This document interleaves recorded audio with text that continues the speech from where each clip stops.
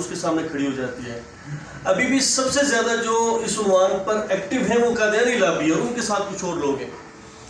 ہم صرف یہ چاہتے ہیں کہ ہمارے جو یہ رفقا ہیں، آپ لوگ چونکہ قوم کے لیڈرز ہیں،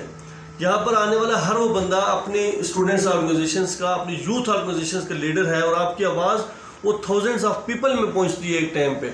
تو کم از کم اس عنوان پر آپ اس چیز کو مد نظر رکھتے ہوئے کہ کون سی ایسی لابنگز ہیں، پہلے چونکہ کھل کے اس پہ بات نہیں، میں دوبارہ کلیئر کر رہا ہوں آپ کے سامنے